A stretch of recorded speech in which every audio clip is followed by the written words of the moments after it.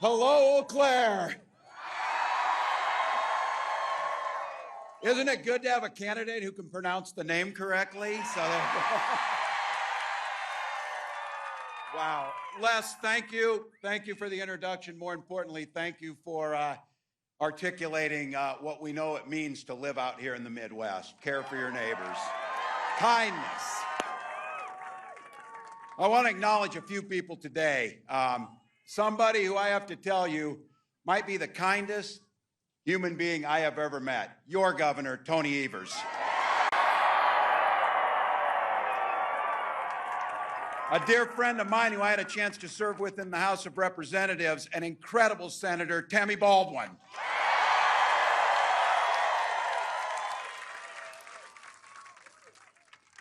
The people's lawyer, your Attorney General, Josh Kaul. And someone who knows education's the foundation of everything, State Superintendent Jill Underly.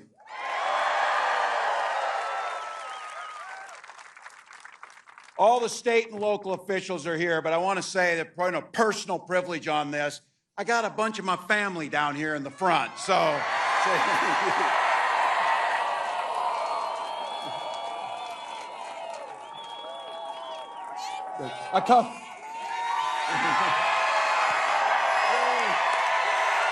A couple of them are Badgers too, by the way, so. And a real special thank you to everybody here. Looking out across here, look, you're busy people. You got things to do. It's a summer day. You had to walk 2 miles. I had nothing to do with that, by the way, nothing. But you came here for one beautiful, simple reason.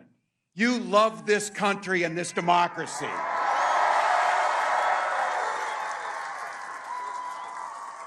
I couldn't be prouder to be on this ticket to help make Kamala Harris the next president of the United States.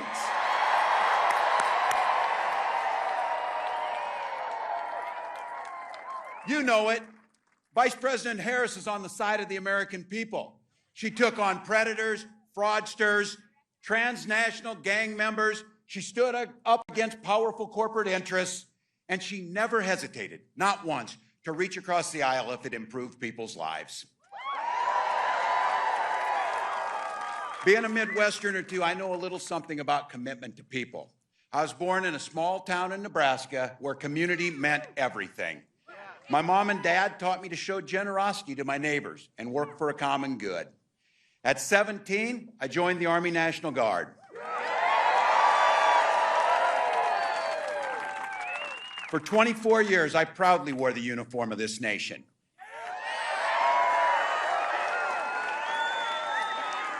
And that service, just as it did for my dad, a Korean War veteran, and millions of others, I got the GI Bill and it gave me a shot at a college education. My dad was a teacher. My siblings were all teachers.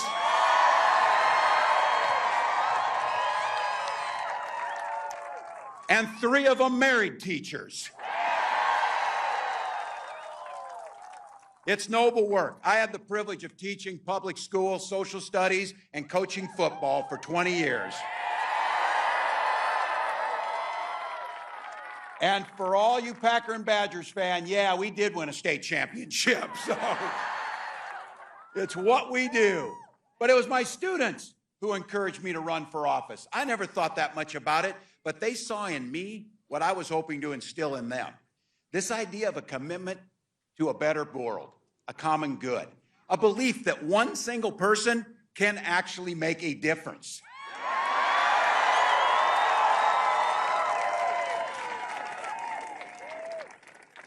I lived in a red district, but my neighbors were kind enough and graced me with the opportunity to go to the United States House of Representatives for 12 years to represent them. I learned how to compromise without compromising my values. And as governor of the great state of Minnesota, I brought all that experience. Okay. Are there Minnesotans in the house today?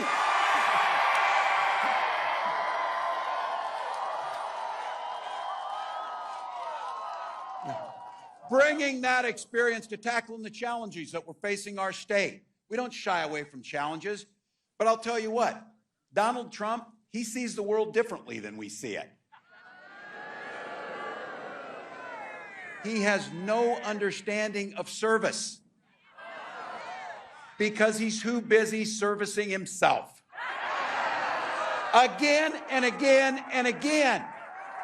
Again and again and again. This guy weakens our country to strengthen his own hands. He mocks our laws. He sows chaos and division amongst the people. And that's to say nothing of the job he did as president. He froze in the face of COVID, and it cost people's lives. He drove the economy into the ground. And make no mistake about it, violent crime was up when Donald Trump was president. Those of you who are a little older know this. Older Republicans used to talk about freedom. These guys today, it turns out that freedom to them means government should be free to invade your exam room with your doctor. Now, look, we're pretty neighborly with Wisconsin. We get our friendly battles, but in Minnesota, just like in Wisconsin, we respect our neighbors and the personal choices they make. Even if we wouldn't make the same choices for ourselves, because we know there's a golden rule. Mind your own damn business. Mind your own damn business. I don't need you telling me about our health care. I don't need you telling us who we love. And I sure the hell don't need you telling us what books we're going to read.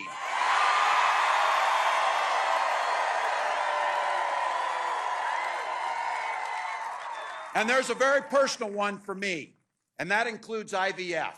Some of you might have heard this. This is very personal for my wife and I. When Gwen and I decided to have children, we went through years of fertility treatments. And I remember each night praying that the call was going to come and it was going to be good news. The phone would ring, tenseness in my stomach, and then the agony when you heard the treatments hadn't worked. So it wasn't by chance that when we welcomed our first child, our beautiful daughter, we named her Hope.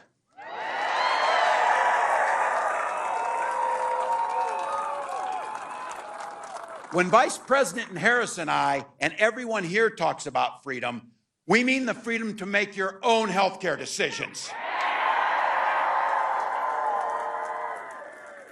And for all of our little ones to be free to go to school without worrying about being shot dead in their classroom.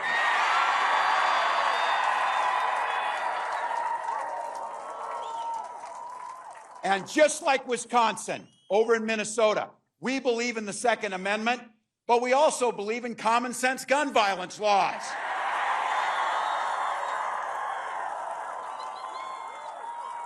And just so you know, when I was in Congress, I was the top gun at the trap shoot 3 years in a row. I can outshoot them too. I can outshoot these guys. Look, freedom is when freedom. Oh, can we get somebody to help? Somebody's hot. Somebody's hot. Can we get somebody to help? You okay? Drink some water, folks. It is hot out. Get somebody else.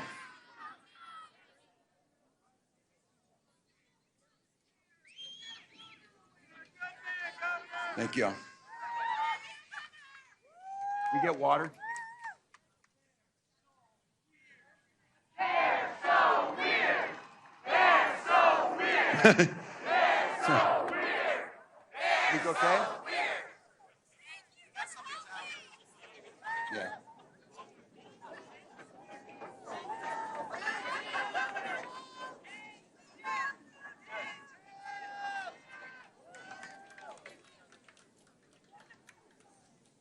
Thank you all for helping. Grateful. Thank you.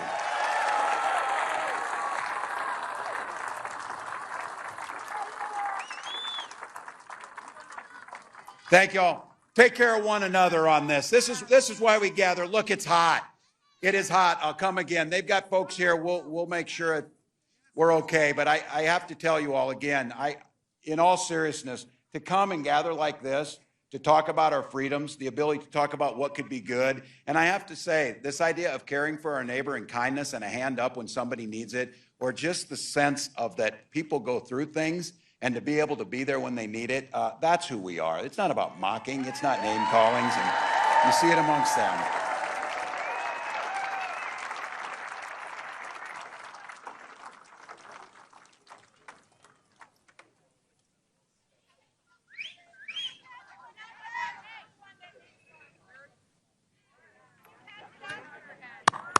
Yay. Thank you all.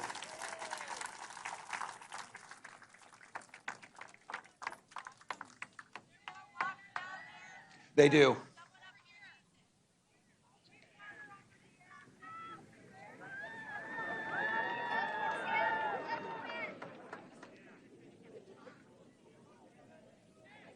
Thank you all. We're okay. We have someone down. They're treating him. They're getting him some water, and it's good. He's going to get up. You guys need some water, too? We'll ask them. Teddy, can you see if they have some more water? That'd be great. Take care of your neighbors.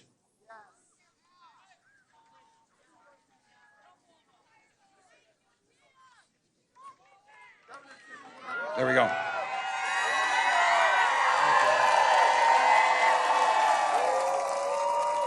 There we go.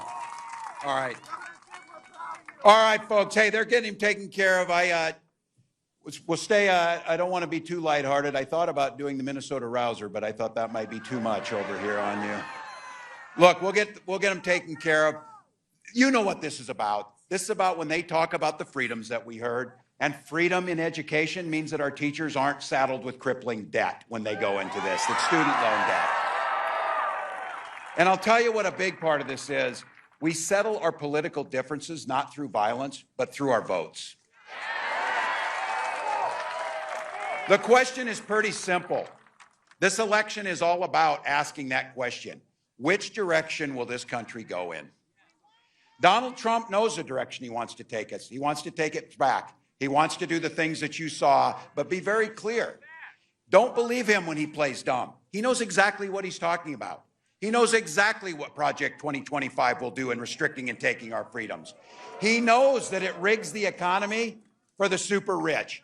If he gets a chance to go back to the White House, it will be far worse than it was 4 years ago.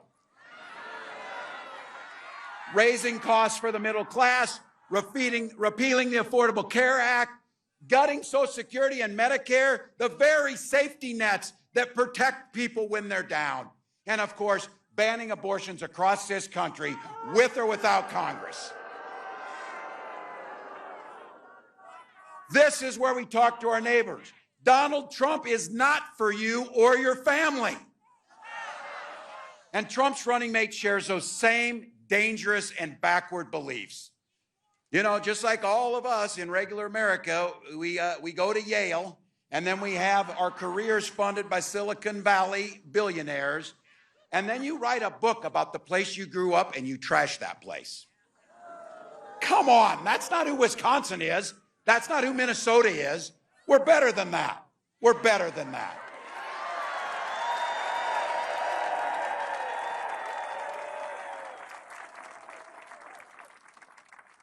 One of the best parts of this job is going to be, I can't wait till the debate. So,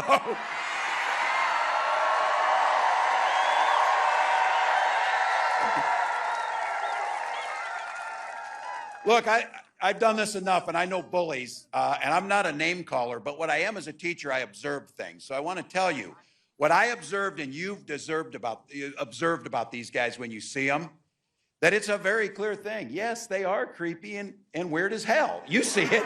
You see it. This is not normal. This is not normal behavior. Nobody's asking for this crazy stuff. So I'll tell you what. You heard it from the vice president. You've heard her talk about this. We're sure the hell not going back. We're not going back. We are not going back. We are not going back.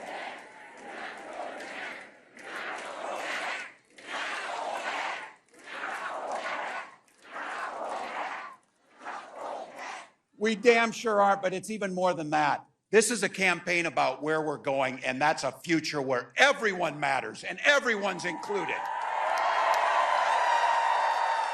Kamala Harris, she believes in the freedom to make your own choices. She believes in opportunity for every single person to join the middle class. And she believes in the promise of America.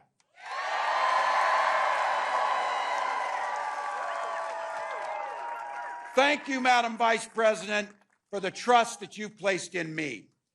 Wisconsin, please help me in giving a warm Midwest welcome to the next President of the United States, Kamala Harris.